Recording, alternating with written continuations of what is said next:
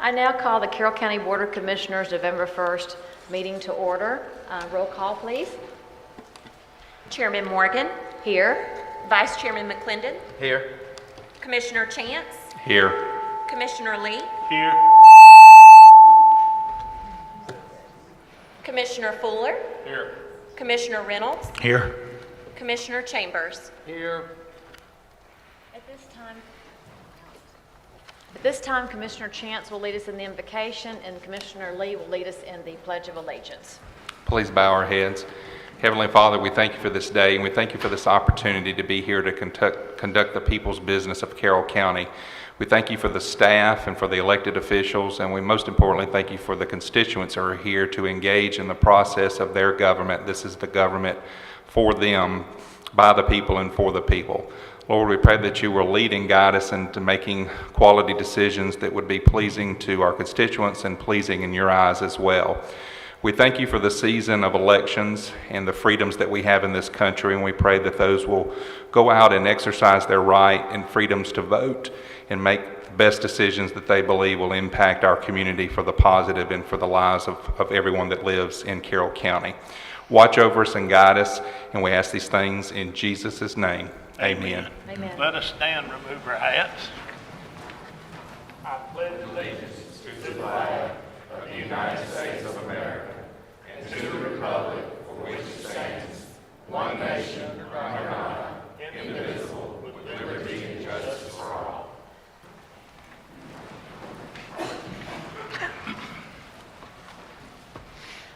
Commissioners, before I ask for approval of the agenda, I need to make another amendment on it.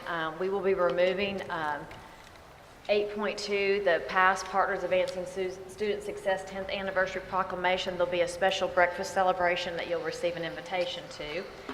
And then we are removing 11.6. Make sure I read it correctly. 11.6 is a request for annexation into the city of Carrollton. The City of Carrollton informed me today that the applicant has withdrawn the application to annex in the property off of Folds Road. So those of you that are here for that, you're welcome to stay for the meeting, but there will be no action taken on that as the applicant has withdrawn their application.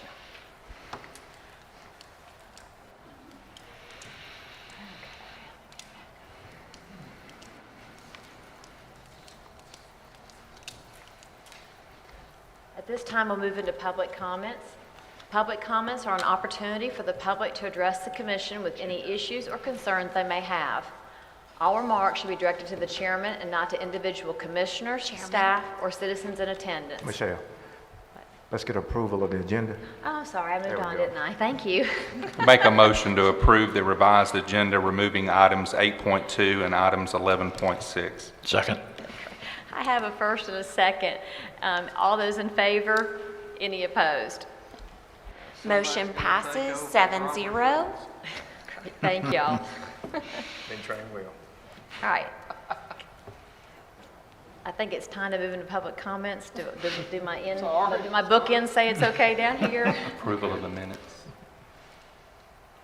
I'm telling you, I need to put my contacts back in. Okay, we need to move to approval of the minutes. 6.1, the meeting of October the 4th. You have the minutes in front of you. Do I have a motion and a second to approve those? Motion to approve. Second. Have a motion and a second. All those in favor? Any opposed? Motion passes 7-0. Now can I do public comments? Please. Public comments are an opportunity for the public to address the commission with any issues or concerns they may have. All remarks should be directed to the chairman and not to individual commissioners, staff, or citizens in attendance.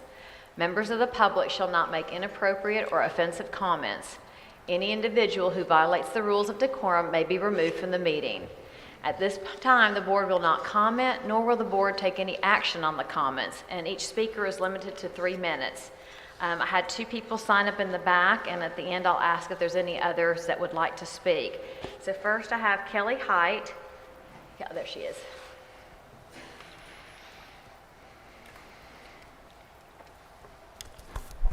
My name is Kelly Height. I live at 609 Spring Street, Villa Rica, Georgia. I'm here concerning animal control and spay and neuter laws. I've been here once before. I'll continue to come back. The animal control issue keeps getting worse and worse, and it has not been addressed properly.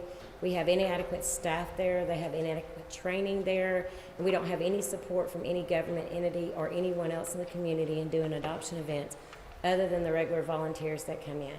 There are other ways of getting the animals out of the shelter. Right now, the third quarter totals show in the animal control industry that the intake is at 7.3% of animals come in more than animals leave. That's going to continuously add up. That is why our shelter is continuously running on a code red, because there's animals that cannot leave unless they are euthanized. Carroll County Animal Shelter is a no-kill shelter. At a no-kill shelter, you can only kill 10% of your intake. At 500 dogs, that's 50 dogs that they can lose at any given day on their intake. Right now, only 4% of the animals that come in leave. 4% of owner surrenders in the past 4 years have not left the shelter and have been euthanized. Now the shelter is running at a code red, therefore they do not pick up any animals. There are animals running all over the street. On the way here, coming down 61 from Villa Rica, leaving the South Carroll Road area, I ran across 2 dead dogs. I had 6 phone calls or text messages asking me to help with the dog. This weekend alone, since Friday night, there have been 3 dogs picked up in Harrelson County that belong to Carroll County. These dogs were adopted at an event that was done at McIntosh Reserve back in September. These dogs were microchipped, fully vetted, and placed up for adoption into a home. There's no follow-up with the adoption events with Carroll County Animal Shelter, so therefore what happens to these dogs, no one knows. Well, 3 of them ended up at Harrelson County Shelter in the past week. We know they came from Carroll County because the microchip traces them back to Carroll County. Carroll County cannot accept the dog because the dog was placed inside of Harrelson County, which there's a very fine line there between Harrelson and Carroll County when you go to Bremen. So Harrelson County has absorbed these dogs. They run at a code red also, so these dogs are probably going to be deemed unadoptable and euthanized. The animal control, there's plenty of training, there's plenty of things, but there's one thing that we have not considered, and that's spay and neuter laws, and I would ask that the board would consider passing some form of a spay and neuter ordinance or law, or offer free spay and neuter clinics throughout the county to get every dog that's in here. If you continue with the growth that you have planned for the next 5 years, we are going to be overflooded with stray dogs. People do not want to move into a community where they're continuously harassed by someone else's responsibility that they have to take on themselves. Thank you. Thank you. Next, I have Dee Perry.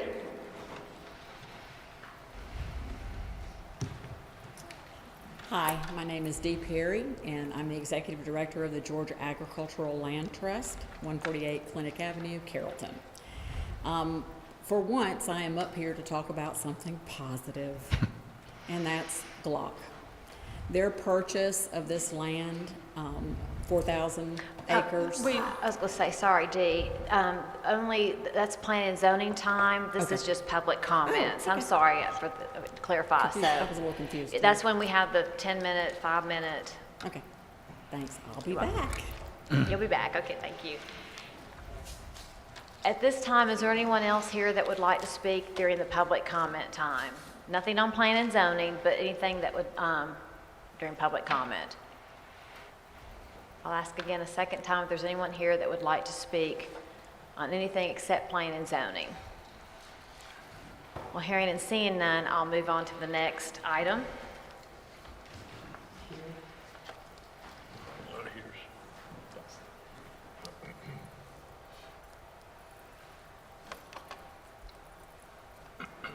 My name is Jerry Nichols. I live at 73 Honey Road.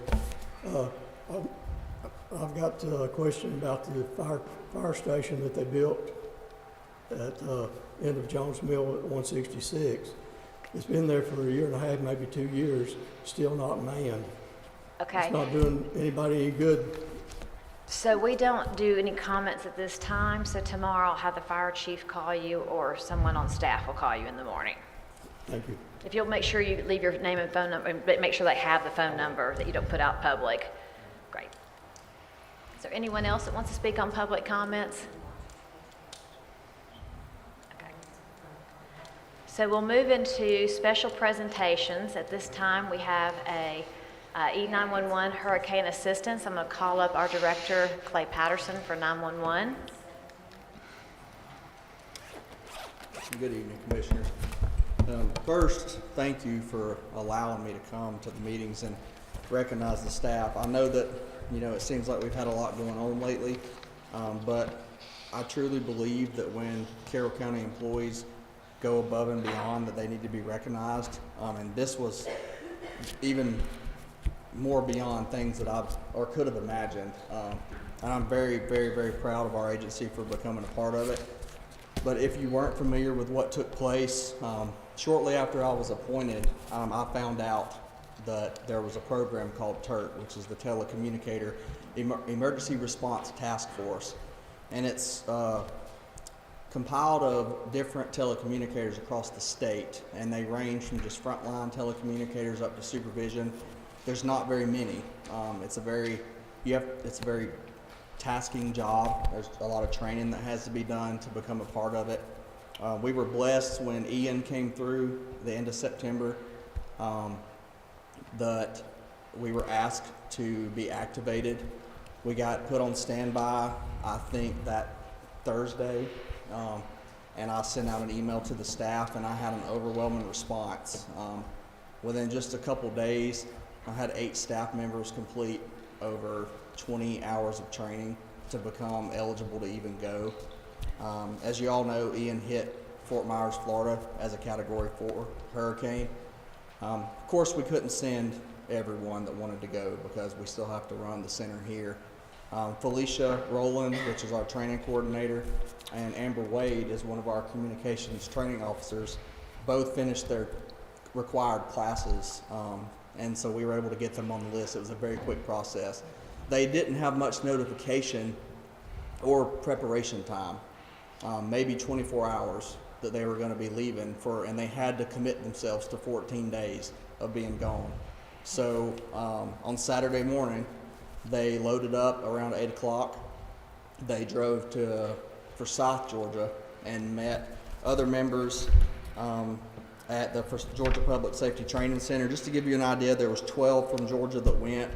Baldwin County, Habersham, 2 from Carroll, Whitfield, Paulding, Bryan counties all left from Forsyth. They loaded in 3 agency vehicles. One was a Carroll County vehicle, and the state was very thankful to that because they needed those vehicles to get there. They headed to Valdosta. They picked up 3 other telecommunicators in Valdosta, and then went on about an 11-hour drive to Fort Myers. When they got there, I think they finally got there around midnight. The roads were shut down. Stores were not open. They had to be escorted by the Florida Highway Patrol to even get to the 911 center.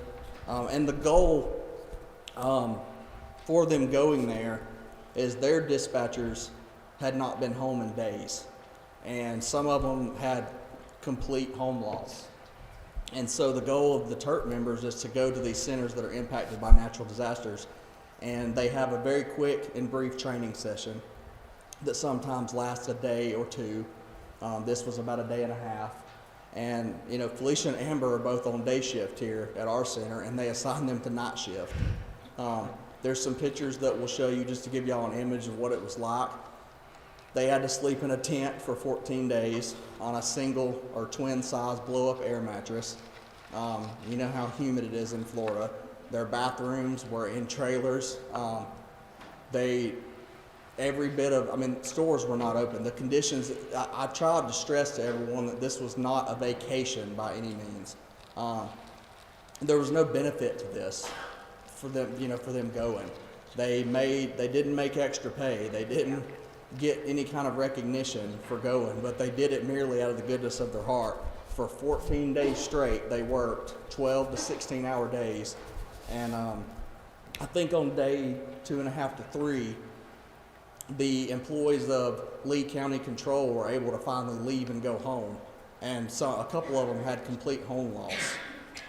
There's some pictures showing some of the cars just down the street. They got to visit memorials across the city. I think a lot of humbling things. We got daily updates from the state. I can provide the commissioners with these reports. They're just awesome to read. Every day the state leader would send me a report on what was going on. it was, and you can see how terrible the damage was there in the city, as well as damage to their dispatch center. So we have been thanked, heavily thanked by the staff there for our assistance. And I'm just extremely proud of them for going and doing that. I'm glad that our agency's a part of it. You know, I hate to say, I definitely don't want it to happen again, but if it does, then we're definitely going to be prepared to send more on the next deployment. May not be Florida, you know, it may be another state. And just for the public and the commissioners' knowledge, you know, the county does get reimbursed for any funds that we spent sending them there, just like a natural disaster in a FEMA situation with a tornado or a flood here. We'll get that back. It doesn't happen tomorrow. But our budget, we're fortunate we're able to support it, and I'm thankful to be able to pull or have the funds to do that and maybe not do something else, because this is actual service to the community. So I definitely thought they needed to be recognized for this. So Amber and Felicia, I don't know in the past, but under my administration at 911, they're going to be the first receivers of the Carroll County 911 Servant's Heart Awards. So if y'all want to come ahead and come on up. Did you want to get a picture of them too? Yeah, we will get, yes. We'll stand up.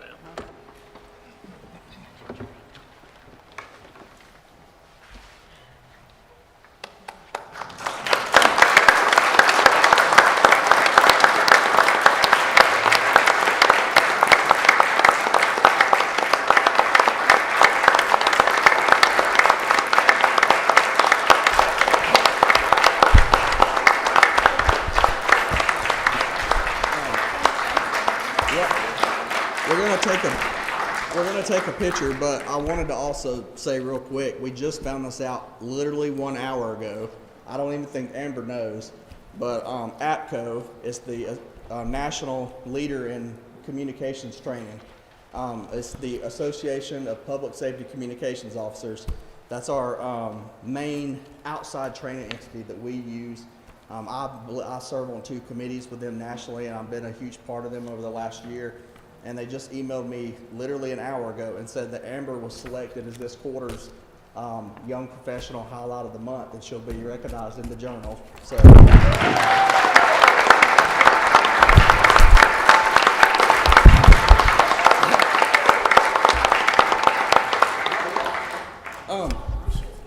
Yeah, so this was before the hurricane deployment. You know, we get sent requests to nominate people, and I nominated her months ago because of her personality and the positivity that she always brings to the shift, and she's one of our trainers. And so then I think the hurricane kind of topped the cake, that assistance, and because it was like, I think it was a no-brainer to select her at that point. But she really is, they're both huge assets to the center.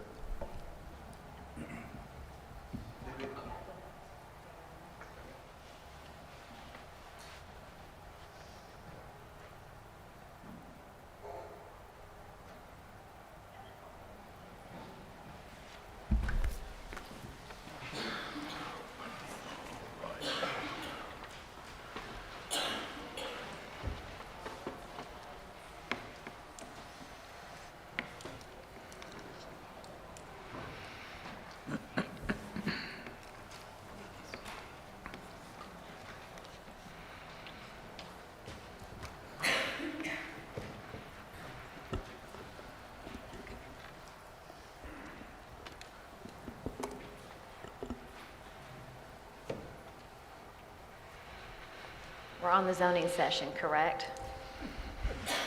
Correct.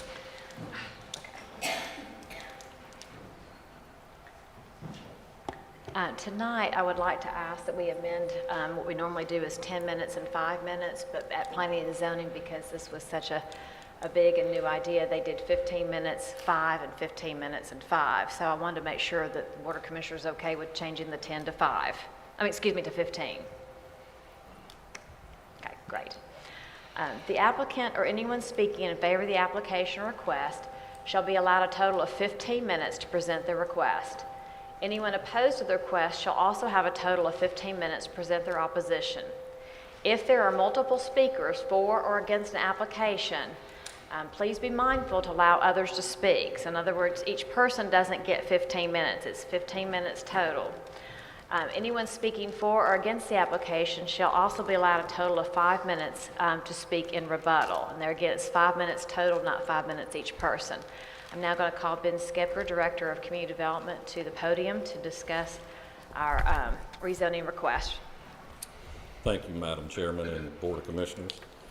Tonight we have a rezoning request, Z-22-10-01, and a conditional use permit for C-22-10-01. This is a rezoning request by Glock Inc., a Georgia corporation, to rezone a portion of tax parcels map 196, parcel 15, and map 203, parcel 4, being approximately 385 acres out of the larger 4,000 plus acre combined tracts, from agriculture to industrial, along with a conditional use permit for a public safety training facility, which would include an indoor and outdoor shooting range surrounded by the remaining agricultural land. The owner of the property is Blemheim Timber, LLC, a Delaware corporation. The property is located in land lots 102, 103, 161 through 163, and 179 through 182 of the 3rd District in Carroll County. This is in Commission District 5, Ernie Reynolds. The Community Development staff recommended approval of the application. The Planning and Zoning Board recommended unanimous approval of the application with stipulations. Since that time, working with Glock, we've added one more stipulation to address some of the noise concerns that was at the Planning and Zoning meeting. So now I will read the stipulations. Everyone can see them on the screen. The approval is limited to Glock Inc. and its affiliates and subsidiaries. The allowed use is limited to public safety training facility, including indoor and outdoor shooting ranges and related buildings and facilities, as generally described in the application for rezoning and conditional use permit. The industrial zoning classification of the property will revert back to agriculture zoning if the industrial property is no longer owned by Glock or its affiliates and subsidiaries. The following uses are prohibited. This is what come out of the Planning Commission: truck terminals, which is A, and then B, all other conditional uses for industrial tracts currently listed in the Carroll County zoning regulations, including without limitation to landfills, rock quarries, and junkyards. Those are the 4 from the Planning Commission. Number 5 is what staff's worked up today. 5, all applicable requirements for shooting ranges set forth in section 8.9 2G and H of the Carroll County zoning resolution shall be satisfied prior to issuance of a certificate of occupancy, provided, however, that section 8.9 2H9 may be satisfied by retaining a professional engineer to do business in the state of Georgia to design sound abatement measures for the property in accordance with applicable NRA or Department of Defense standards, or otherwise satisfaction to the Carroll County Community Development Director. Is the applicant present? Your turn, Joel. Are you able to bring up the map? Beautiful, thank you. Good evening. My name's Joel Larkin, and I'm with the law firm Sams, Larkin & Huff in Marietta. I apologize, I've got a little bit of a throat issue going on tonight. I hope you can hear me okay. I have the pleasure tonight of representing Glock in a very unusual request. I've known the folks at Glock for 20 plus years, and I've represented them in a number of different matters, but this has got to be the most exciting. Currently, their headquarters in the United States are in Smyrna, Georgia, and at those headquarters they assemble and manufacture their weapons. They also have their corporate offices, and they have a number of indoor shooting ranges that they use to test fire their weapons and also to provide hands-on training to some of their customers from around the world. About 5 years ago, we were sitting around and they were, and the folks from Glock, the ones that I know, they're good old boys, even though it's an international company. And the head guy locally in particular is from LJ, Georgia. And he started wondering out loud how cool it would be, to use good legal language, to build a new shooting range that they could bring the customers to that was out in the country in beautiful property like where he grew up in LJ. And they started looking 5 years ago for a piece of property. And they had their primary criteria that it had to be the most beautiful property they could find, and it had to be ginormous. And they looked for a long time without any success. But about 9 months ago, a broker brought to their attention this piece owned by Blenheim. It's actually a series of tracts. It's approximately 6 square miles of property. It's over 4,000 acres. It's larger than all the parks in Carroll County.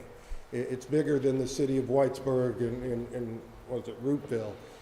It's just a huge piece of property, and it's been enjoyed, I think, by the local citizens forever.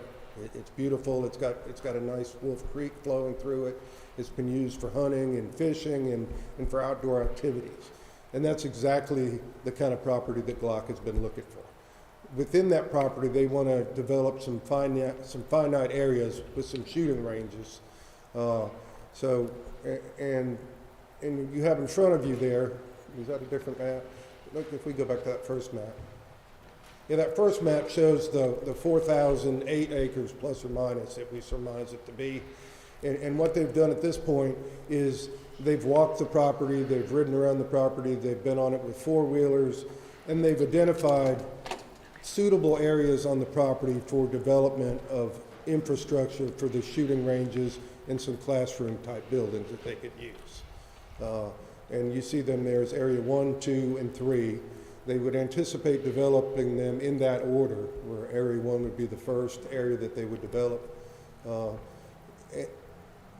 And what's beautiful about these properties is not only the surroundings that they have, but they have all the attributes that the science tells you want to have around a successful outdoor shooting range. Noise is a big concern. We heard a lot about that at the Planning Commission. And there's a lot of science about how the noise works from gunfire. And these sites have been selected to make it easiest to deal with the noise. The noise, we know from the science, it primarily goes in the direction that you fire. We know that it can be addressed with berms and with vegetation and with distance and with walls and things. So these sites were identified. Area 1, for example, can you give me the picture where we show the development of Area 1? Right there. The green areas are potential places for putting shooting ranges. The shooting would be from top to bottom. So we'd be shooting into the heart of the property. But that would be for sound. Sound can go that direction, but all of the ranges would be encapsulated by appropriate measures to deal with all the concerns that people have with shooting ranges. And there's three major concerns that we've heard about. We've heard about public safety. We don't want the bullet to get out and hurt somebody. We've heard about noise. And then more recently, we've heard a lot more about potential lead contamination.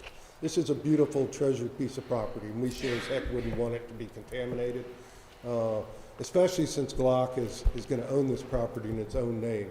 And as a lawyer who's been involved with environmental issues over the years, Glock, if they buy this in their own name and if they put a shooting range on it, they'll own any environmental issues that it may have for life. There's no getting away from that. But the way the ranges are designed, and some years back, you guys modified your ordinance, and most of you were probably on the commission, and you made use of the NRA range book. It's kind of like the Bible or a guideline for how you would design a shooting range. And I don't know if you've had a chance to look at it, but it walks you through the different things that you can do. But in a nutshell here, as far as those three issues, what you would find is those shooting ranges would be contained with berms around them that would grab the sound, with major berm along the back end where bullets would be stopped and trapped, and then the lead could be mined from it. And then with other techniques, it could be used to handle the echoing and reverberation of the sound off of those berms. So there's a science to this. When we first announced this, the reaction that we got from a lot of folks was the kind of reaction you would expect if I came in here and proposed that I was going to do this on my farm with my limited means. But what we have here is we've got an application for a major international company who's known for their conservation and for their corporate endeavors to do it with specific commitments to retain the appropriate professionals and engineers to design this project so that it'll be first class. We will contain the bullets. There is not going to be escaped bullets that are going to get off the property. In this case, we have enough surrounding area that even if they were to get beyond our berms, it would be on our protected property. But I can assure you that Glock is not the kind of corporate citizen who's going to want to run the risk of bullets being fired from their firing range, randomly out into the air and into the surrounding areas. There's plenty of lawyers who would love to see that happen. Can you imagine a better defendant than Glock? Currently, this property is heavily hunted and has been for all of your lifetimes. Currently, there's gunfire, all the time. There's gunfire all the time in surrounding areas, like you get in rural areas. It's different kind of gunfire, but it's uncontained gunfire. When you shoot a gun in the woods with no effort to contain the sound, you get one kind of flow pattern and one level of noise and one kind of reaction. But the gunfire that will happen here will be gunfire that will be scientifically contained and controlled. And stipulation 5 that was added was intended to specifically address that. Your ordinance has some provisions already to deal with what happens if we develop this and if there are noise issues. And stipulation 5 is intended to lay kind of the groundwork by getting engineers involved. If this is zoned, I would anticipate that within a short period of time, we'll be out on the property doing some test firing and establishing some benchmarks and some guidelines and understanding of what the sound waves currently do. Because this is something that engineers, they take it seriously when they do it. And they can't do it just looking at a map. They're going to have to get a full topography of the property so that they can establish, what will be the elevation of each range. Some of them might be dug down, some might be raised up. How high will the berms be around it? In some cases, the berms could be 30 or 40 foot tall, depending on, if you're shooting where you've got topo going up or topo going down. And I've learned a lot in the last 2 months about the science of shooting ranges. And I've got all kinds of material here for you if you care to learn more about it. But what I have learned enough to know is that we need to bring in experts. And your ordinance, I think, requires it anyway, but we certainly want to do it right. We've got a corporate citizen that has to think about its bottom line as far as potential liability to folks and potential risks.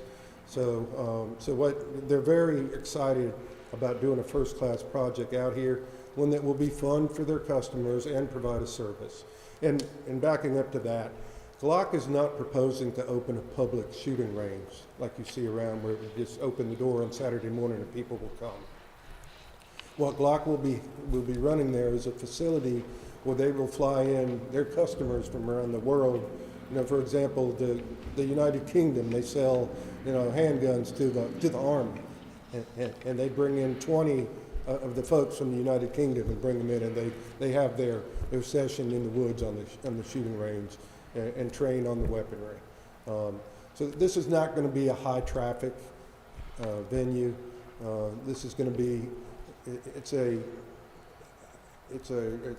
not intended to be a money-making thing at the bottom line where they would run the numbers and say, okay, we brought in $8 for each of those people. What it is it's a bonus or an extra kind of incentive or something that they give their customers, something that other people don't have and won't be able to compete with. So in addition to having one of the finest guns, if not the finest gun available, they'll also have the finest training facility. And I've got all kinds of materials here tonight to respond to concerns that folks may have about lead or noise or whatever. But I understand, and I don't know what's the clock right now. Okay, I understand there's some folks in the community who would like to be heard.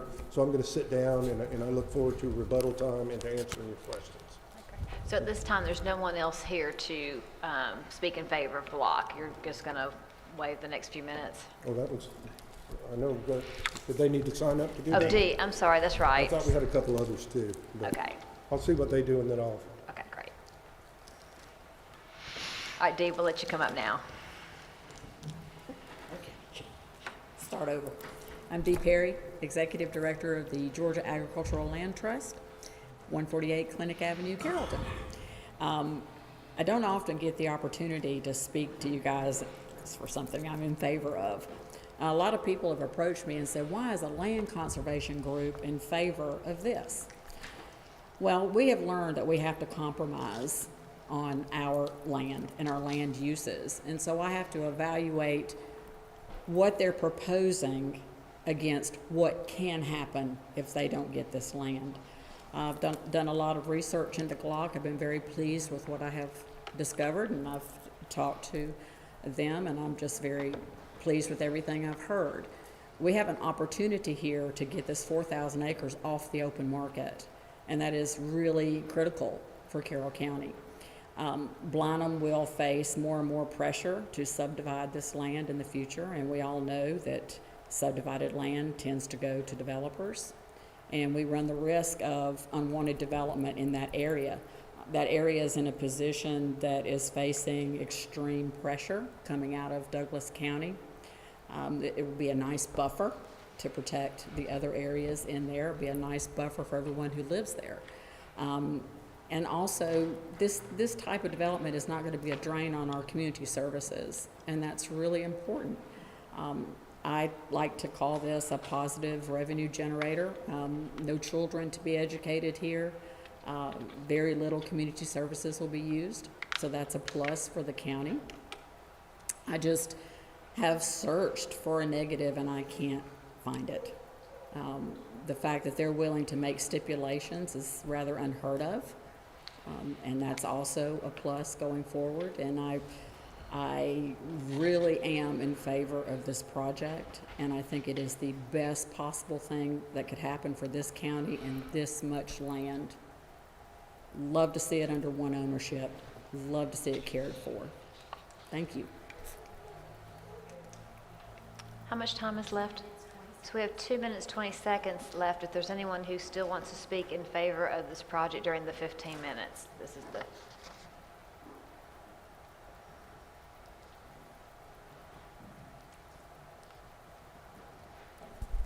Good evening.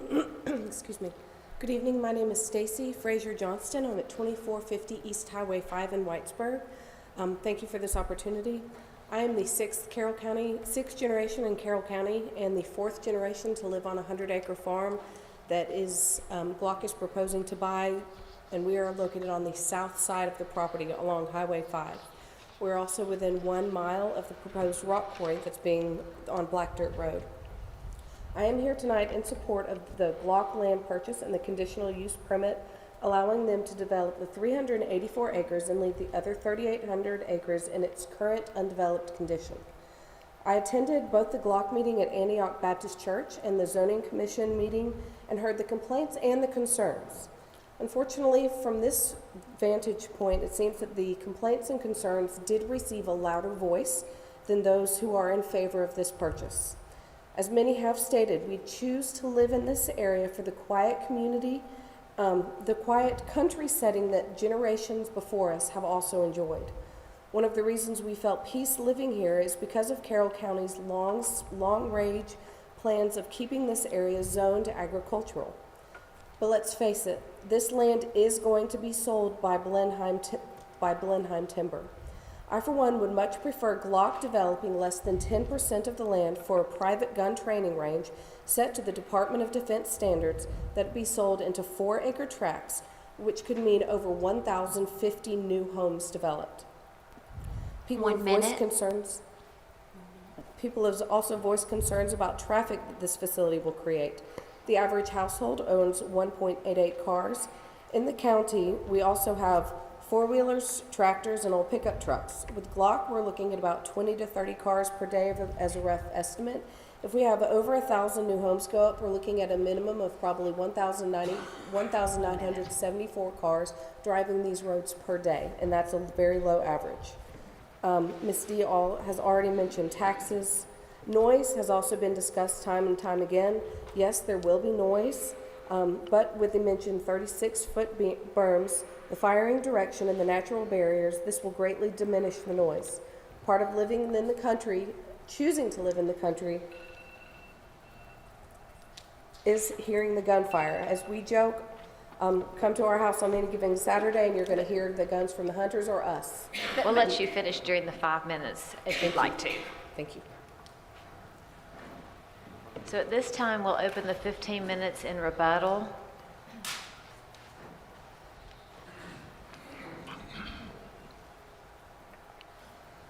Hello, everyone. My name is Mark Herschel. I live at 1310 Old Five Notch Road, Whitesburg. I would urge you all to turn away Glock's request. Instead, purchasing this land through the comprehensive plan of Carroll County for development to be a equestrian park for the citizens of Carroll County. While this young lady just mentioned, gunfire occurs during deer season, not year-round, 24/7, to the magnitude that this corporation, Glock, will bring into this community. Many items in this piece go directly against the comprehensive plan developed by and for the growth of Carroll County. So I strongly urge you to vote against this. Every piece of traffic to this facility will come through my road, which was paved, and I currently am seeing 600 vehicles a day cutting through to Atlanta. While nobody wants a subdivision and more people, we don't want noise, we don't want pollution, and we don't want complete loss of this land when Carroll County has an absolute prime opportunity, as per the gentleman for Glock stated, is a pristine tract of land that is priceless in the general metropolitan area. We're saying no currently to a rock core. Once you approve an industrial facility under any terms, it will open it up for the next group to pressure Carroll County to allow them. It never stops. I was told that by my former county commissioner when they wanted to pave the road. You pave this road, you'll be disappointed. I am disappointed. Thank you for your time.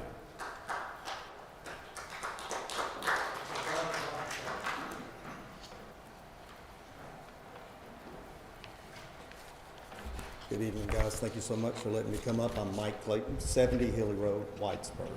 Very close to this property. There's approximately 180 acres that separate my property line from Glock. I was here at the first meeting, the panel meeting we had here for the original zoning, and we all talked about noise. That didn't go anywhere. Yeah, barriers. We're all going to still hear it to a degree. So tonight I'm here to talk about briefly the contamination that's going to happen in this land. It's already been mentioned that lead's a concern. I'm begging y'all to do your own personal research before you make a decision or not. I've done it. There's over 7,000 rangers across the United States. Some been in business for 75 years.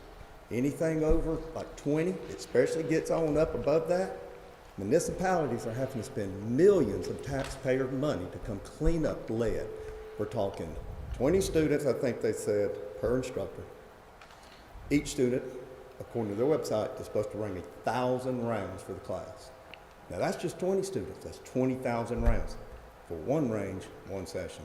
How big is this thing gonna be? How many bullets or lead is gonna go in the ground? Every time you shoot a gun, now listen, I'm a deer hunter, I got guns, this ain't about guns. Every time you shoot a bullet, comes out, lead particles come out. That's bad enough, they go to the ground. Where's the bullet going? As soon as it hits the ground, the acid in the ground starts breaking lead down quickly, they say. I got studies here. I meant to email each one of y'all this. A lot of this is U.S. studies. San Francisco, $22 million to clean up a gun range there. Once they decided, we're not going to renew you no more because you're not willing to fix your infrastructure, da-da-da-da. I'm asking y'all to reconsider this. Think about the people of Whitesburg. It's not about the noise anymore. We're way past the noise.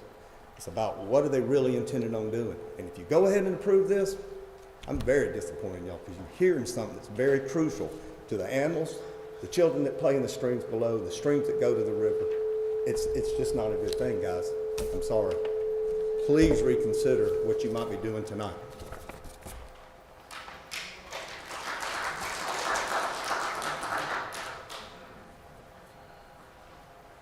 Good evening. Thanks for letting me talk.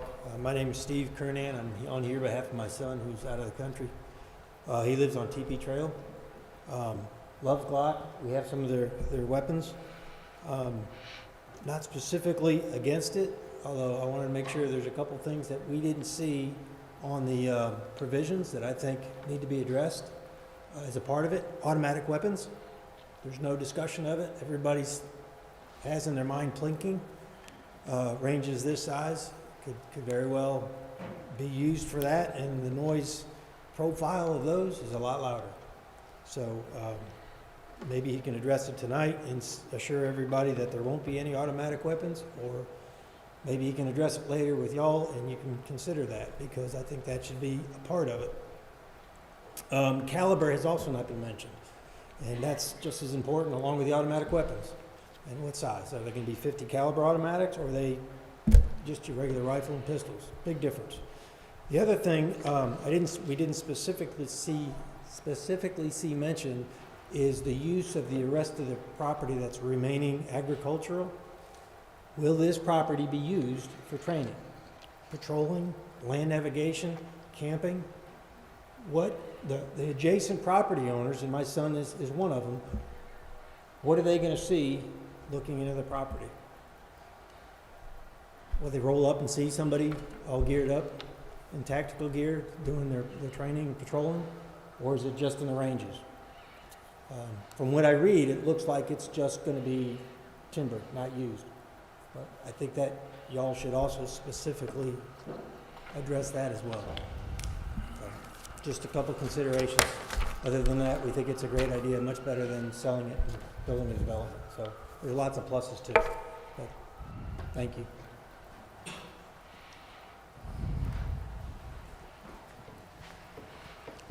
Hello, thank you all for listening to me. My name's Tony Gaston, and I live at 263 Hilly Road, Whitesburg, Georgia. And I believe that I'm the closest neighbor to this facility. Actually, I share a property line with them, and I drove my tractor up there Saturday and rode all around there. I've lived there since 1967 and lived on this piece of property with my family all my life.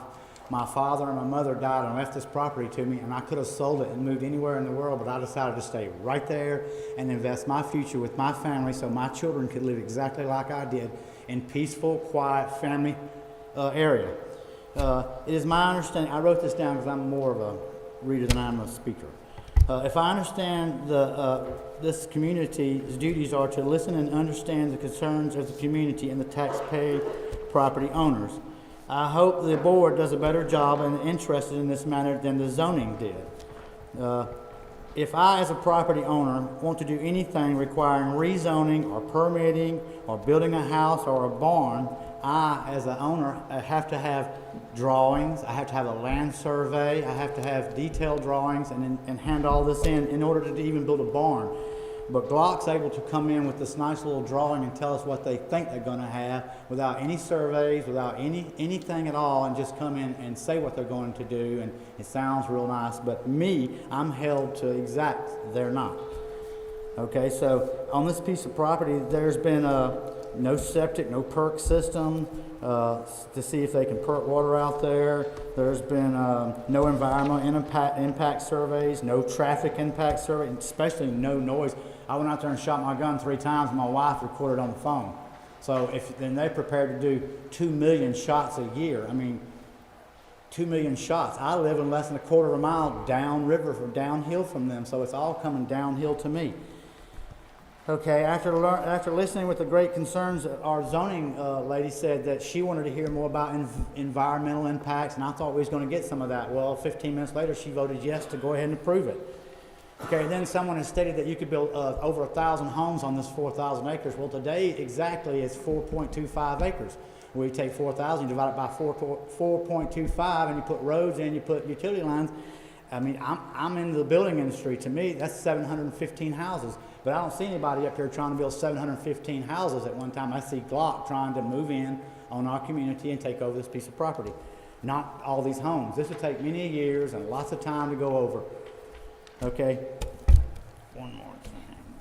I would like to see this board and Glock guarantee me that this is not going to impact my family life. If you can write in a guarantee and say, Mr. Gaston, this, you're not going to hear nothing, you're not going to see nothing, it's going to be cool, everything's fine. But that's not going to be it. It's all going to be a pretty picture, but I'm the one that's going to be listening to it. My property values have gone so far up. I'm only one man. My mom and daddy paid the property taxes. I have to pay them now, and I'm barely holding on. To start bringing my values down, my investment's gone. Okay, here, one more thing to say. I believe rezoning this property would not be a good plan for the future of this county. This project would be noisy, and the landowners and open the ticket for industrial to move in and get larger and larger. And right now, it's a great community. It's an Atlanta bedroom community, and people come there because it's a great area. And it's got a lot of wildlife and a lot of rivers that no one's mentioned that go through there. Thank you for listening to my concerns over this matter, and I hope that our representatives, these people represent me. I feel like I shouldn't have to be here. Y'all should know. Y'all are landowners in this county. Y'all should feel my pain. I mean, no one lives near that's voted yes. I haven't heard not one person that says they live in that area. So I hope that you pick Carroll County families over corporation. Thank you.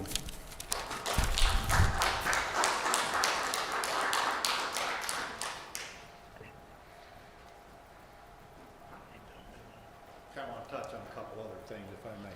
Do I need to restate my name or any of you? There's how much time is left? Okay, 4:41. 441. Okay. One of the things that I'm sure every resident that is near this area implores from you is consider it in your neighborhood. Would you vote yes or no? You do not have accurate information from Glock. You have proposals.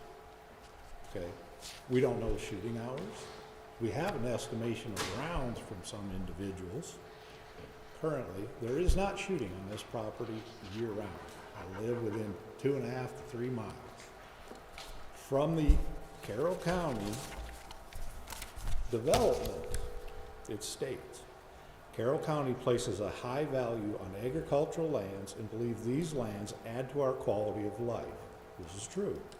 Carroll County is a leader in farmland preservation and has an active purchase of development rights program. We could exercise that here tonight and again, put this in property into county land. There's an environmental protective objective. Environmentally sensitive areas should be protected from negative impacts of development, particularly when they are important for maintaining traditional character or quality of life of the community or region. Whenever possible, the natural terrain, drainage, and vegetation of the area should be protected. In addition, Carroll County states they believe growth preparedness will result in predictable and equitable development decisions and will heavily involve all stakeholders early in the planning process. Please listen to the people. We would like not to listen to gunfire repetitively throughout our life. Thank you.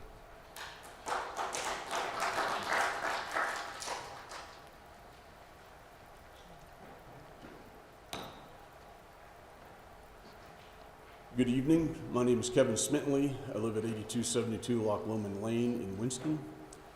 And my comment would be on to stipulation 5. Would it be possible to amend the language stating that that the noise abatement must be built into the system, and that the professional engineer be independent of Glock and not being paid by Glock? That's all I have. Thank you.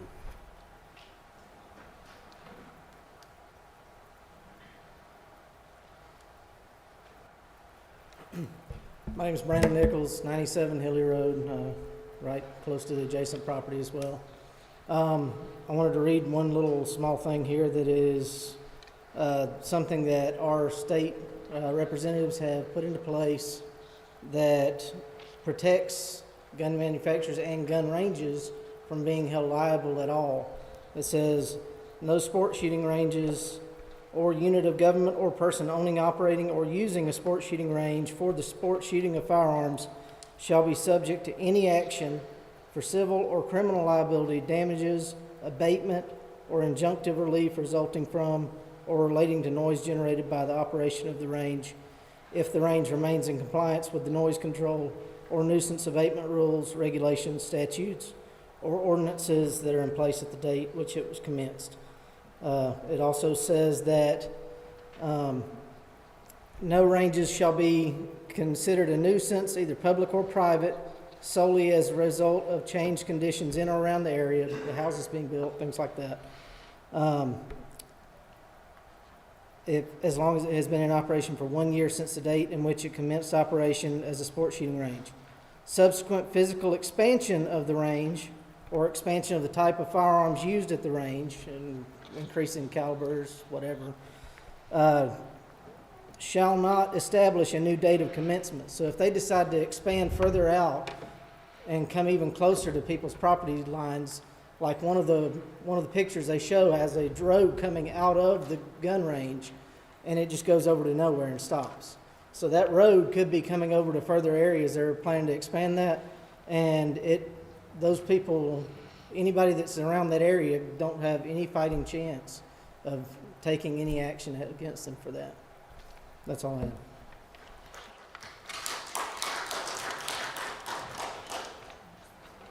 We have 20 seconds left.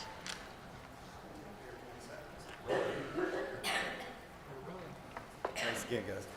Real quick, I meant to ask earlier, because one thing we didn't hear in the first meeting that I remember, and somebody can correct me if I'm wrong, we never heard any kind of schedule. You can go on their site and you can see their schedules, and predominantly, and they know as well as I do, I think it's 9 to 5, most of the classes, something like that. So, but I hadn't heard a schedule. Is this facility Monday, Friday, 7 days, around the clock? Thank you.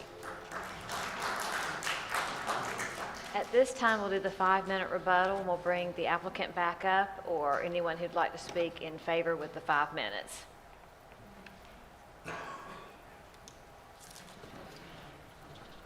Thank you. As a preface, we heard a number of different folks get up and say that they live close to or next to the property. And some of them were close to accurate in that they live close to or next to the 4,000 acres. But the sites that we picked to zone, we picked in a way to protect surrounding property owners. With the way the ranges would be laid out, there won't be anyone within 2 miles of the muzzle blast. So, we've heard the concern, I've seen it on social media and I've heard it here tonight. Well, what's going to stop them from expanding? Well, you guys are going to stop us from expanding.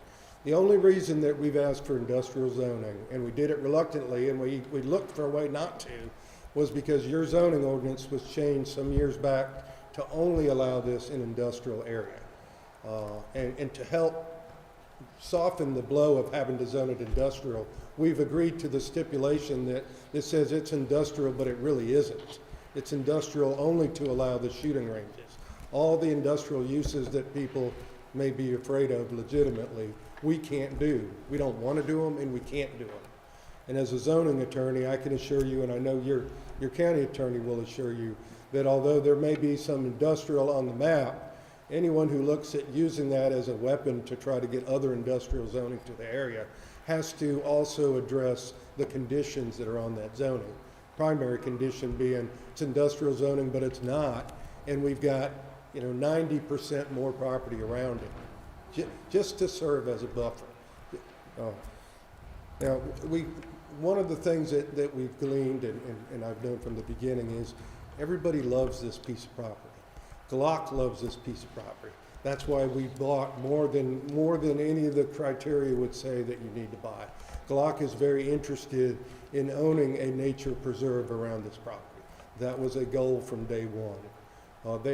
The surrounding property owners may not have the same free access to it, or I'm sure they won't because of safety concerns, but the wildlife and the trees that are growing, this property is going to be managed completely consistent with the way it has been in the past and consistent with its agricultural zoning. And even if we didn't want to, we have absolutely no right, and we're not asking for any right to do anything else to that property. If we did, we'd have to file a new application, we'd have to come before you, and we'd have to come before all of them again. You won't see us. That won't happen.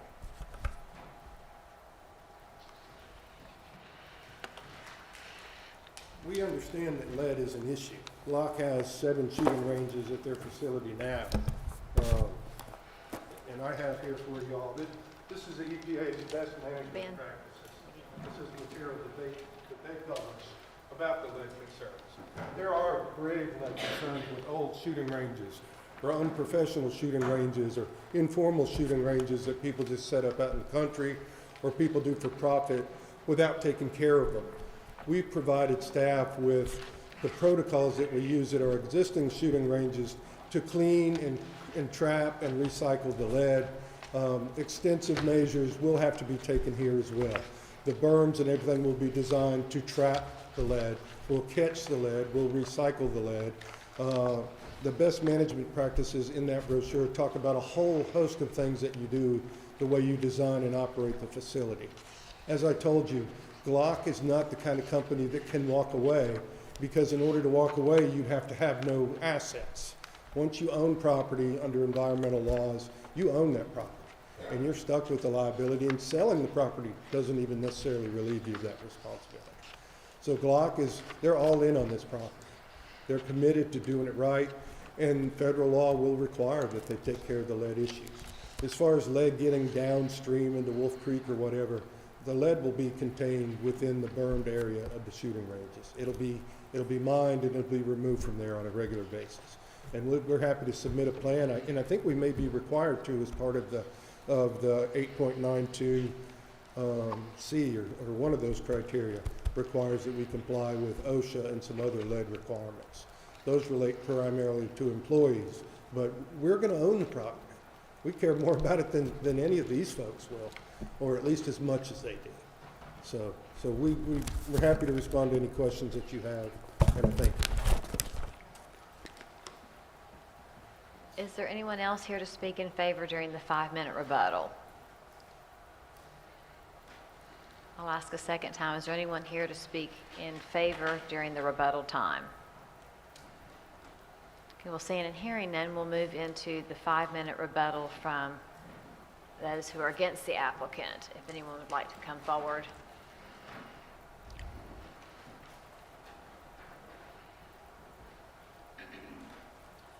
Good evening. Won't take but a second. I really want each of you to consider your vote, because it all sounds good, but he's not going to live within 3/4 of a mile from this shooting range. I don't know if any of you live near there or not, but it is going to affect us that do. I live on 200 Hilly Road, and it is going to affect us no matter what you say, what science he's putting out there, or anybody else putting out there. It is going to affect us. Now, please, hope that you will consider that. If you lived over there, would you want to hear shooting? I built my house 3 years ago, and I've got a nice outdoor area that we spend a lot of time in, which probably like a lot of you guys do. So I just really want you to consider when you vote what you're voting on. Sir, can you give us your name for the record? Bart Austin. Thank you. Thank you.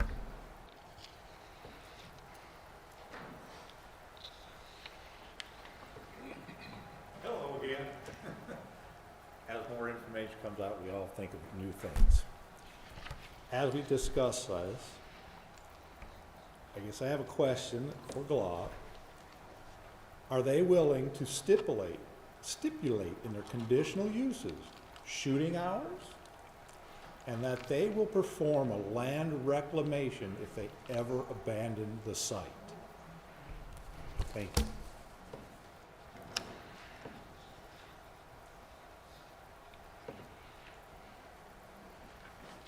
I'm curious, what's the top sheet read? Can one of you tell me who's that from? Does that tell you where the packet he gave you, who's it from? EPA. Is it from the EPA? Because the EPA, according to some studies in 2017, now if that's earlier, forgive me. The Environmental Protection Agency does not regulate range design or maintenance, although they do say they circulate a best practices guide to managing lead on gun ranges. Exactly. So don't gotta understand me. EPA doesn't really regulate this. As a contractor, I have to be certified, go to class if I disturb more than 10 square foot of lead, so we don't get in the dirt, kid don't pick it up, dog don't lick it, don't get in the groundwater, whatever. EPA's not regulating it. Right here it says right here that out of the 7,000 ranges, 200 gun ranges were inspected nationwide in 2017. 86% of them were found in violation of lead, outside the rules where they should have been. Again, we haven't heard anything about a schedule, and that's important to me. I live on a hill. I hear anything. So, I don't know. I would like to know what the schedule is going to be. Oh, and one more thing. I'm tired of hearing about 8 or 10%. If that's truly what it is, put it in there and tell them they can't do nothing else but use 8 or 10% of that land.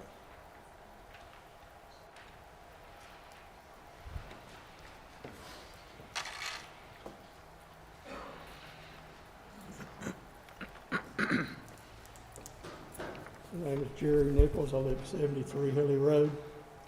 I'm going to cut this a little short, but Locke has another facility like similar to this in Fleming, Georgia. Their website for this site says to bring 1,000 rounds for a 2-day per person. Okay. At the zoning meeting, they said that there would be in groups of 20. Didn't say how many groups.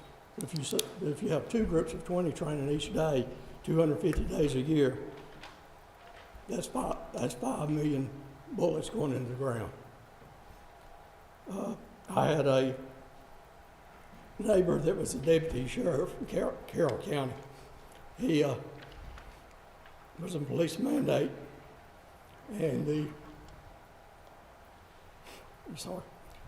a female officer was shot during the mandate by the instructor. This guy says accidents can happen, but they can.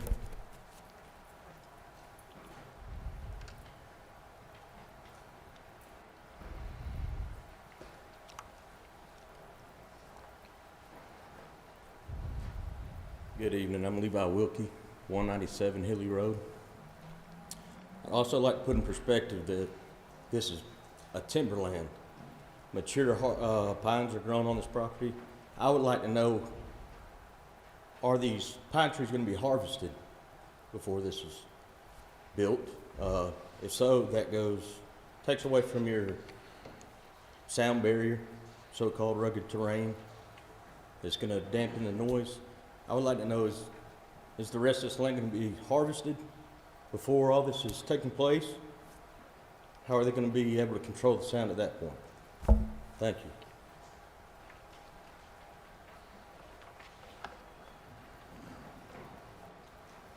Linda, how much time do we have? We have 17 seconds if there's anyone else that would like to come and speak against.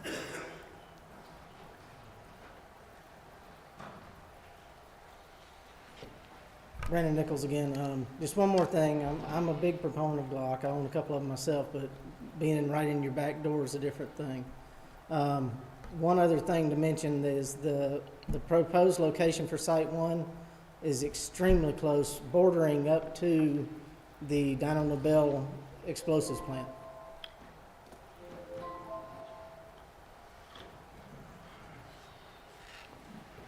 Okay, commissioners, we have completed the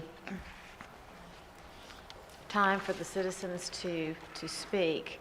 At this time, is there any questions for staff or for the applicant? I have several questions. First, I guess I'd like to make just one statement, because it seems like our Facebook especially, has had its due share of some divisive comments. There's enough divisiveness in this country, pitting the people against their government and so on, and we don't need that. I hate to see those kind of things on Facebook, for example. It was stated a person feels sorry for people living in their campers and that kind of thing, and why did Carroll County have to overstep and regulate that? I could get into that and take up your time, but I won't do that now. If any of you are interested, just call me. I will say that comments like that divide the people and incite the people unfairly and unnecessarily against their local government or any government really gets under my skin. I'm here and I ran to help the people. I didn't have to be here. You elected me to represent you in situations where there are pockets of people for and against a situation. Unfortunately, I have to decide, and I cannot satisfy everybody. But my whole career was spent promoting in the state auditor's office as the lead agency charged by the state legislature to promote accountability and transparency in state government. And my performance audits put state senators in jail and put directors of state highway patrol programs out of a job, and did things that brought out things that were wrong in state government operations, and I will do the same thing here. And I think I have a reputation for not being shy about doing that. And I do want to say, as far as this Glock company and situation that we're hearing about tonight, and please attest to this, the Glock representative and the attorney, I have not had one discussion with you. There are no backroom deals going on. There is no preconceived idea. I am here to listen and to gain and to make the best decision possible for my district and the county as a whole. Can you answer then that I have had no prior discussions with you whatsoever? That's perfect. Thank you. Having said that, I did attend the Whitesburg community meeting, and my representative on the Planning and Zoning Commission, Paul DeMint, I will say he is an avid land conservationist. That's why I wanted him on the Planning and Zoning Committee. I am for agricultural land and preserving our rural lifestyle. I live on 100 plus acres myself and have horses and like riding on my tractor and so on. The situation that Paul addressed at the meeting was with a show of hands. How many people were for this and how many people were against it? And just as a glimpse of public opinion at that time, it seemed like about 85–90% were in favor, and 10–15% were opposed or had several questions and were undecided. And I certainly do have a lot of questions about it, and I intentionally didn't come to Glock earlier because I didn't want to be perceived as going behind anybody, so my conversation is total and forthright out here tonight. But I do have several questions. It seems like there were several good points brought up, and so maybe I'll start to run through these. One thing that was brought up, I guess our community development director should address, and that is the question: what recourse do citizens have in the event, not that we're expecting that at all from Glock, but in the event that there is noncompliance or problems with the shooting range? What what's the recourse or what enforcement do we have to ensure that things are done properly by Glock and that lead contamination is contained and that kind of thing, like has been brought up? What systems do we have in place? Yeah. Thank you, Ben.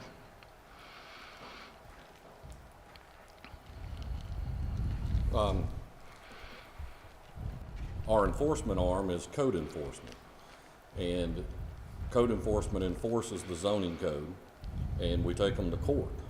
And in the court systems, they'll have their judgment day. So that is the enforcement arm, and I think that's what you're asking me, right? Right. Is how do we know this is going to stay like it is? It's because there's a map, there's a zoning. As with so many other things, you know, there's stipulations on the property, and if something's awry, as with all, the neighbors tell on the neighbors. And I hate to say it that way, but you know, the complaints will come in if things aren't going the way they need to be. If the noise is unbearable, I'm sure the people will call and let us know. And then we'll have to conduct the studies from that point on. You know, just as an example today, I know that this was in your district. We got a septic tank overflowing from one man's property onto the other. Code enforcement was out there today. We issued the warnings, gave them 30 days to fix it. If not, you're going to court. It'll be no different with this. This is a zoning code, and it's enforced by code enforcement. The other issues that you're asking about lead, that is the reason that you see that stipulation up there, which is something that I was looking for as a professional engineer licensed by the state of Georgia. He's licensed to do that work. And that's what I was looking for, is a professional third party to tell me. I accept my limitations. I'm not a lead expert, nor am I a range expert. But that's why that stipulation is there, for a professional engineer or someone else that is recognized by the state of Georgia as an expert in that field. That's why, because I don't know. There may be someone else. They may be a noise expert. So that's why, with working with the county engineer, I was trying to craft a stipulation that I put a fence around the whole question, to where if there's an issue, I have some teeth that I can use with code enforcement in court, and that's the reason that stipulation and standards on there. Okay, thank you. I do have some questions for Glock, and then maybe I can get to some of the wording of the stipulations, but if you have a few minutes, I have some questions for you.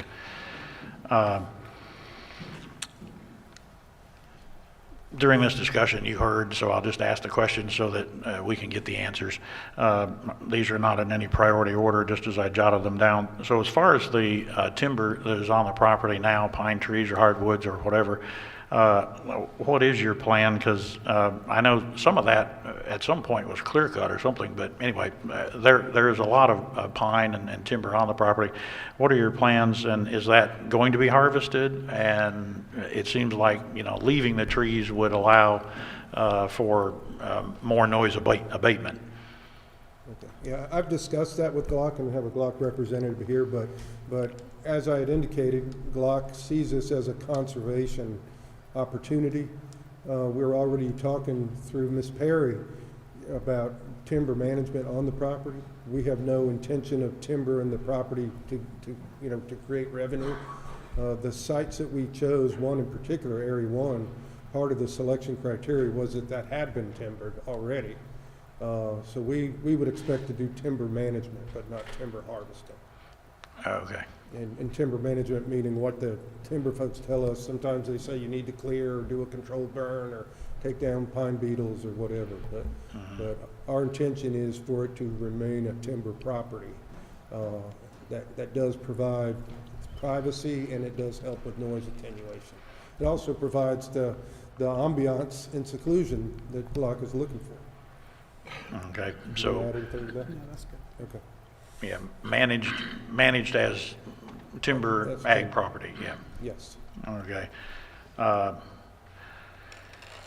The use of the remaining 3,800 acres that is ag, that could be a similar question, but just discuss the 3,800 acres that would be left over that is not going to be rezoned to industrial. What might you do with that? Just as you said, or anything else? Yeah, the primary purpose of that property is to act as a buffer and to provide that seclusion. As far as uses that we might make of it, you know, I don't, you want to answer that one? Yeah. Yeah. My This name's is Shelby Lassiter. I work for Glock. The rest of the remaining land, it is designed to be a buffer for noise and for visual buffer. It will be Glock property, so we will have people on there. That's just part of it. Mainly is because we got to make sure we keep people out of there while we do have live fire going on, because the safety of the people come priority. So we will have people out there. We will have harvesting, or not harvesting, but maintenance of the rest of the land and everything. There's roadways. There's the creek that goes through there. We have to be on the land. We're going to be on there. You're going to have employees on there, and it is pretty. Nothing says that, you know, we want to be able to show people this place, you know, what Carroll County is. Yeah. You know? Okay. As far as the hours and days of operation, would you be opposed to stating certain hours or certain days and have that as a stipulation? I can tell you what we have right now. Right now, our average is 7 in the morning, and these are all classes and training, not just live fire, but 7 in the morning till 5 in the afternoon, Monday through Friday. It comes down to the customer and what he's able to do or she's able to do when they come in. Some just don't have that time and their flexibility, and sometimes they ask if we can adjust for it. Sometimes that comes Saturday. I really hope it's not Sundays, because that's my day of rest. But if it comes down there for the customers, we try to support as best as possible. But just like everybody, we all want our time off. We don't like working late, and we try to keep our hours as within the daylight hours and everything. We do have some classes that do some night fire training. Usually that is 2 hours past dark, not all night, not 2 o'clock in the morning, not midnight. It's usually we have it set up where it's within the first couple hours after it gets dark. And that's actually when the sun starts going down, when you can start doing that training. But again, that's not the majority of our training. Majority of it is daylight training, and it is designed for daytime use and everything. Again, we take into consideration not just our staff, but also the customers and their families and everything. It's like, we understand that. Most of the trainers were all either law enforcement or military, spent hours and days and weeks and months and years away from family. We know what it feels like when we do that to others. We don't want to do it. So. Okay. And as far as the days, then, it sounds like there could be occasional Saturday or Sunday? I'm not saying we don't currently do that. I don't want to sit there and say, yes, we will take that off, just because we don't want it to stipulate, we don't want it to impact our clients. Now, again, I've done training at Glock on Saturdays, but it wasn't live fire. So I'm taking in consideration all the classes out there that we could do out there, to include like an armor's class. Okay. But we could get into more detail on all that throughout with working with the planning and everything to make sure we get that solidified. We do not want to be a nuisance.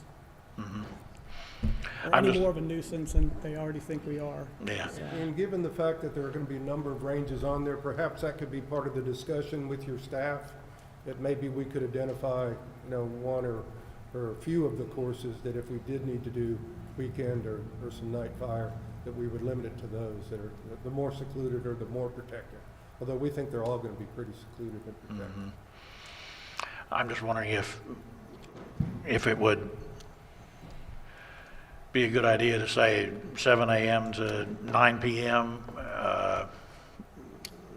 Monday through Friday with occasional weekend, or, that is a stipulation. And Stacy, you can tell me what you think about stipulating hours and days of operation, but just with some limits that might give the citizens some comfort going forward that, they won't have the midnight shooting and so on. You can certainly stipulate hours of operation. When you use words like occasional, it'll be up to interpretation, but it sounds like they're going to be, they desire some after dark, but but it's certainly something you can stipulate. We're not excited about that kind of stipulation. I am, we will be governed by nuisance standards which take into account time of day and days of the week, and do put a greater burden on us if we are operating in the evening or on the weekend. We acknowledge that, and it's not going to be the main part. But we're making a substantial investment in this property. Yeah, and that would be an impediment that, actually, we don't have the authority. That authority would have to come from Austria. Okay. And what is that, Ben, as far as the nuisance ordinance, that as far as hours of operation, what we have on the books now that might limit? The county has a noise ordinance now. Okay. And it's not a set time. So it's not that you just say magically midnight, it stops. Well, if you're out there at 7 o'clock in the afternoon and you're blaring the radio, you're in violation of the noise ordinance then, if it's to a point that it's a nuisance to the adjoining neighbor. So there is no time. So the code is already on the table as far as, but what I'm trying to think of is a block party, Someone's having a block party. We just had Halloween, somebody's out there with a PA system at 5 o'clock in the afternoon, and you can't even watch the 5 o'clock news. You're in violation. Okay.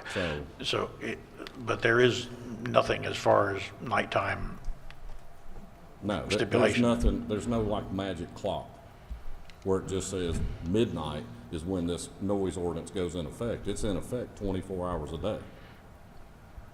Correct, Stacy? That's my recollection. There's no set time. There's no time. It's a noise ordinance all day, 7 days a week. And I would draw your attention to section 8.92H10, which has a... Can you speak into the mic, please? I'm sorry. Section 8.92H10, which is not covered by the stipulations, it's in your ordinance for shooting ranges, outdoor shooting ranges, and it says that if the county's getting complaints about noise, it gives them very specific powers in order to order studies at our expense and to require us to take additional measures and potentially to shut us down if we don't comply. So we're not out there without any constraint. Your question, I understand your question and I sympathize with it, but it doesn't give credibility to the fact that we're having to engineer this. We have to get the noise under control. The question almost assumes that we're not going to do that. We have to be a good neighbor. Okay, I'll come back to that. Yeah. Okay, for right now, let me move on to, is there any other, I guess you would say, vehicles or things that are going to be involved with the training, like helicopters or tanks, or, any other thing that would add a significant amount of noise above what we would think of as people shooting a pistol? No, sir. Guns will be the only thing used on the premises as far as training. Okay. We're not going to have grenades. We're not going to be dropping out of helicopters. We're not going to have tanks or SWAT teams. Okay.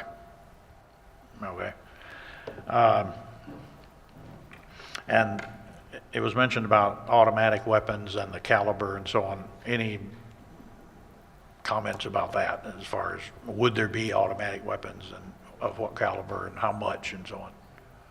There won't be anything that the range isn't designed to, but I'll let you, Yeah. because obviously we need to be able to contain any. There won't be 50 cows. I can assure you that. We don't make those. Some of the people that we train, they do have rifles. Some are 7.62 millimeter below, or 5.56. There might be occasional shotguns that they have, but the focus is on our pistols. So I'd say 7.62 and below. If even future developments and everything, we don't have anything crazy or anything like that. So it's all rifle pistols where we are. Okay. Okay.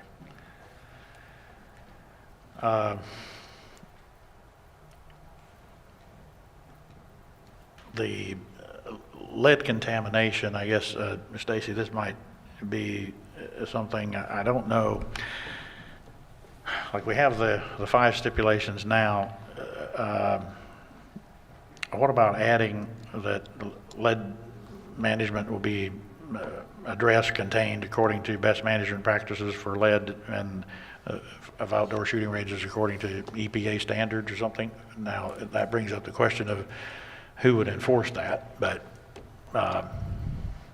You can add that. We do have a provision in our ordinance that says that it has to meet all applicable standards established by lead management and OSHA compliance for indoor shooting ranges published by National Association of Shooting Ranges and OSHA, but it doesn't say the EPA, so you could add that requirement. okay. I'll let it go at that right now. I might come back to some of these points. Are there any other questions or concerns for staff or the applicant? Madam Chairman, may I have a word? Please. It is my understanding that we are governed under Robert's Rules of Order. Is that correct? Yes. At this time, I would like to make the motion that we suspend debate pending myself and 3 other votes. I make that motion. Okay, so I have a motion. Do I have a second to suspend the discussion? Second. Okay, I have a motion and a second. Do I ask for discussion at this point, or we just vote? Under Robert's Rules of Order, if there is a motion to suspend debate, it takes 2/3. Okay. So at this time, we have a motion and a second to suspend the discussion. I'll call for the vote. All those in favor? Any opposed? Given the requisite, I didn't understand, the hands are raised at Okay, other y'all hold your different hands up for a times. second. Hold All on. in favor of the motion to suspend? If you're in favor, just hold yours. We have 5, okay. And so I'll let the clerk call the vote. Motion passes 5-2. Okay, so at this time, we'll suspend the discussion. I'll look for a motion. given the subsequent majority, I will call the question. I move that we grant this requisition. Second. I have a motion and a second. Is there any? Pardon, may I inquire, please. is it with the stipulations that Glock proposed that are on? I that have were in no the- problem with the stipulations. Okay. Okay, so it's the 5 stipulations that Glock proposed on the sheet. I do indeed. I Okay, move great. that. All right, so we have a motion and a second, which also includes the 5 stipulations by Glock to accept the application. At this time, is there any further discussion? Madam Chairman, I'm going to be voting against this measure. Not that I necessarily was going to do that before, but this is unprecedented that the other commissioners not have an opportunity to ask questions or clarify their stipulations. So I can, in good conscience, vote in favor of the matter that's gone down before us. And I would like, as the, thank you, I would like as the district commissioner to say that I'm not in favor of what just happened regardless, because I represent that district and I would like for the people's concerns to at least be addressed. Hearing no further discussion, at this time I'll call for the vote. All those in favor of approving the application with the 5 stipulations from Glock? And please hold your hands up till we have the count from the clerk. Motion passes 5-2. Thank you. All right, at this time, we'll move into the consent agenda. 10.1, 10.2, 10.3, 10.4, 10.5, 10.6, 10.7, 10.8, 10.9. All those are on a consent agenda, and there'll be one vote. I'll ask for a motion and a second for these, please. Make a motion to approve. Second. I have a motion and a second. All those in favor of the consent agenda, please raise your hands and hold them up till the clerk can count. Motion passes 7-0. We'll now move into the business session. 11.1 is an acceptance of $755,000 federal grant for Family Treatment Court, and we have Judge Tom Palmer here to give us the information on it. Chairman Morgan, Commissioners, I'm Tom Palmer. I'm the juvenile court judge for Carroll County and for the Coweta Judicial Circuit. I sit here in Carroll and handle the juvenile court. We do have and have had for a while a family treatment court program. I've been before you before to talk about that program and past grants we've had for it. Our family treatment court currently serves 40 participants. I believe, I'm not sure of this, but I think we're the second largest family treatment court program in the state. Even with the limitations that we've had during COVID, we have gone from the last 3 years to 16 participants to 40. We have 3 right now that have been approved, and we're waiting for paperwork and some other things to bring them into the program. It is a wonderful program. It's one of my most exciting things that I do in family treatment court. The 40 participants in that are each parents who live in Carroll County that either had their children taken away by the Department of Family and Children's Services or were about to have their children taken away by the Department of Family and Children's Services because their addiction to controlled substances. The majority would be due to their methamphetamine addictions, but now we are seeing more heroin addiction among our parents. These 40 participants are required to do no less than 18 months of treatment, which includes testing oftentimes 4 to 5 times a week. We test on Saturdays, we test randomly often on Sundays to make sure that we are keeping them clean. They're required to do evidence-based treatment, they're required to do other services, all as part of this program. What this federal grant would allow us to do is expand what we're doing in the family side of family treatment court. Most of what we do now is similar, or really exactly the same, to what traditional drug courts, including the Carroll County Felony Drug Court, does to treat substance abuse addiction. What we want to do is expand it to have greater counseling and support for the parents when the children are returned home. This will include play therapy and other therapy for the children who have experienced trauma, both from living with the parents with addiction and then being taken out of the parents' home, and the troubles that they have when they're returned to the parents and start reliving some of that trauma, even though their parents are now clean, have jobs, and are working in the community. It would also allow us, because of some of the times that the parents have been out of the home and the children have been away from them, oftentimes when the parents have been to 6 to 8 months of inpatient treatment, to provide specialized parent-child therapy, which we have at occasion been able to do in specialized circumstances, but to increase that. It is a therapy we've had great success with when children have been outside of the home to bring back and create the bond back between the parents and the children. And then one of the other pieces is to have parent aides and child aides once they're in the home to come in and help them with discipline issues, other issues that come up, and just the stress of that often leads to relapses and problems we have. That we have had times when we put, in some of these, I've got a mother now. She has 5 children. All of them were moved into de facto custody. She has a long-term addiction to methamphetamine. She spent 9 months in inpatient. She has been clean now for over 16 months. Her children are back in the house. She has a job. She has a house she rented, not a small apartment. She rents a house in Carroll County. She has rebuilt her relationship with her children and her family. Her mother helps her now. Her father, who had written her off from Florida, now comes up here on the weekends to help her out. It is difficult for a single mother who has a job to have 5 kids back in the house with her. And so we want to take that person and give them some help, to send a parent aid and to have that transition so that she doesn't stress out and relapse. She hasn't, but we don't want that to happen in the future. And so that's one of the parts of this family that this federal grant will do. The last part of it will allow us to train and employ 2, what's the name of it? Peer support specialists. I always forget this word. Peer support specialists.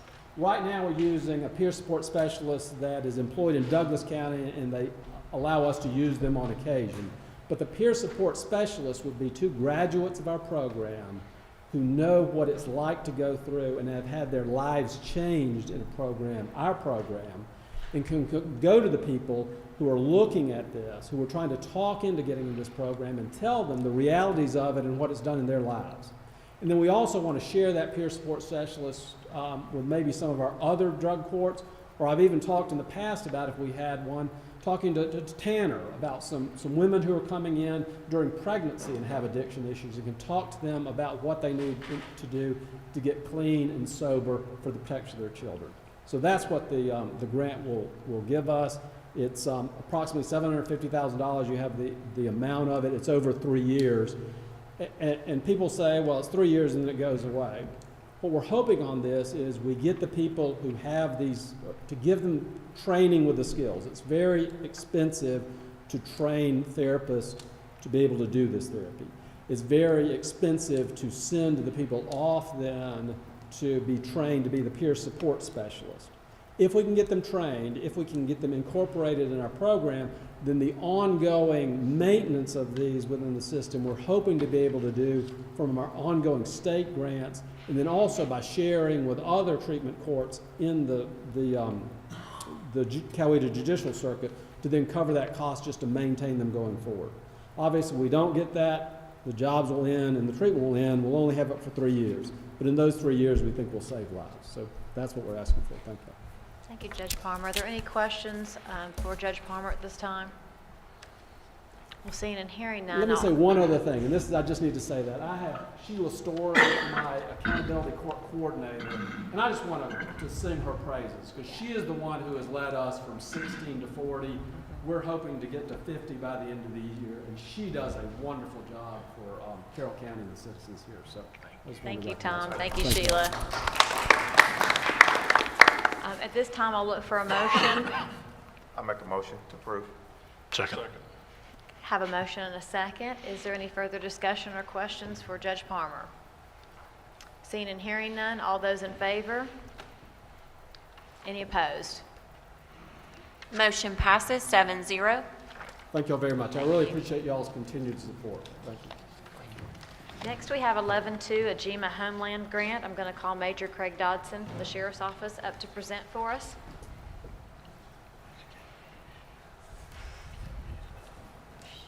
Good afternoon. I'm Craig Dodson from the Sheriff's Office. I appreciate you guys giving us the opportunity to present this afternoon.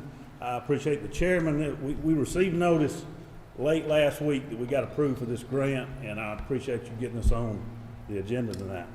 So basically, early spring, we worked with our emergency management agency and applied for a $303 roughly $1,000 Homeland Security grant for a armored response vehicle.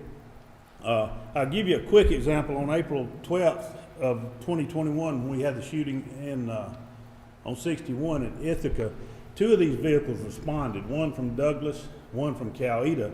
The only problem, it took about an hour for them to get here. So seeing the need for it, we applied for the grant and have been awarded it. What I guess tonight, I'm here for 2 things. One is it's a sole source grant. One company makes it, Lenco, and so it won't be bid out. It's been priced out through them through this grant. And the other is for approval. zero matching funds grant. We have to pay for it up front, and we get 100% reimbursed on the back end. Hey, Commissioner, so it's 11.1 is the approval of the grant, and then 11.2 would be the approval of the vehicle purchase. So at this time, I'll look for a motion and a second. Motion to approve the grant and the purchase of the vehicle. Second. Okay, I have a motion and a second. Are there any questions or comments for Major Dodson? Could I drive that thing? I'd have to check your license. Let me know when he's gonna drive. We're not going to have any further discussion. At this moment, I'll ask for all those in favor, please raise your hands. Any opposed? Motion passes 7-0. Great. Thank you, Major Dodson. Thank you. At this time, we have 11.4. Mr. Dodson, would you stick around afterwards? I have something I need to ask you about a pasture gate, please. No, seriously, I do, actually. So 11.4 is a request for vehicle purchase. I will call Danny Yates from Public Works up forward, please. Madam Chairman, on this particular item, a local dealership that I have a business affiliation with submitted in a bid on the RFP process. So after consulting legal counsel, I will be removing myself from any discussion or vote on the matter. Great. Thank you, Mr. Thank you, Board. As you all are aware, for the past 18 months, we have been trying to purchase vehicles for all the county departments. We haven't had any luck. The RFPs, we've got them in. Actually, one Ford Motor Company cut us off on our last one. Wasn't nothing a dealer done, it's Ford Motor Company done. And we sent them out again at the beginning of October, received them back 28th, opened them, we had one bid. And it was for a partial list of our vehicles. So as we sat down, all of us talked. I tried to run the numbers best I could, because I have no idea what some of these bills are going to cost. I'm coming tonight to ask $1.3 million for us to use just to kindly purchase the vehicles as we can find them straight off the dealer lot, and just kind of abandon our RFP process at this time. It's not working. Commissioners, I'll ask for a motion and a second, and then we'll have questions and discussion. Motion to approve. Second. I have a motion and a second, so at this time I'll open it up for any discussions or questions. I'd like to make a recommendation. You had one dealer that supplied or answered RFP. Yes, sir.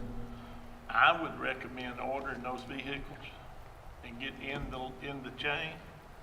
And then if we find some, we can buy them. You know, you don't have, it may be a year or 18 months before you get these vehicles. That's my suggestion. To get it in the chain. Get on the list. And get them ordered, right, and then if we find some, we can buy them as we find them. I would second that recommendation. Thank Yeah. Okay, so at this point, there is a motion and a second to approve the request to purchase these vehicles. I'm going to just take the recommendation as a recommendation, not into the actual motion. Okay. Okay. So at this point, there's no further discussion or questions. I'll call for the vote. All those in favor? Any opposed? Motion passes 6-0. Okay, great, thank you. And then, Danny, if you'll stay right there, we also have 11.5, a request to purchase some junk trucks. Yes, ma'am. And Board, we also, when we sent the RFPs for the last vehicles, we sent new RFPs for 5 new tandem axle dump trucks. We received 3 bids, one from Rush Truck, one from Nixtran Truck Center, one from Peterbilt of Atlanta. And if you have your paperwork in front of you, you notice I've got the individual prices and then the total prices. At the very bottom of the total, we did receive a warranty, extended warranty with each bid, and I have that listed. And what that extended warranty is, it will actually carry our engine warranty for 60 months. And as Public Works, we're recommending purchasing the Mack truck from Nixtran Truck Center for $960,330. Okay, at this time, I'll ask for a motion and a second, and then we'll go into discussion or questions. Make a motion to approve. Second. I have a motion and a second. I do have one question. The warranty is included in that price, or is that separate? In the bottom total price, that is including the Okay, warranty. I just for wanted to, all I just five. wanted to clarify that. Okay. I Any got- other questions? Yeah, just one more. So the reason to go the additional 110 for the Mac versus the International, We run Mack trucks now. We have all the computer and software to diagnose our problems with our Macs. Carroll County does not own any up-to-date international trucks. Okay. And we have really good service out of our Macs. We Yeah. actually have 208 models we still have on the road. okay. Mr. Yates, in discussions with you earlier, it's also my understanding through research that you've done, there's not a lot of other municipalities or counties that necessarily use the International. That's probably more limited with that truck as well, which should be indicative, not saying it's a bad product, but probably indicative that the Mac is a better running fleet truck. Yes, sir, and as we spoke earlier, that's one reason the warranty on the International is as high as it is. Thank That's you. our opinion. I have a motion and a second. If there's not any further discussions or questions, I'll call for the vote to accept Public Works' recommendation of the Mack trucks from NexTrack. All those in favor? Any opposed? Motion passes 7-0. Thank you. Thank you. At this point, 11.6 was removed from the agenda, so at this point, I'll ask for a motion and a second to adjourn. Motion to adjourn. I have a motion and a second. All those in favor? Any opposed?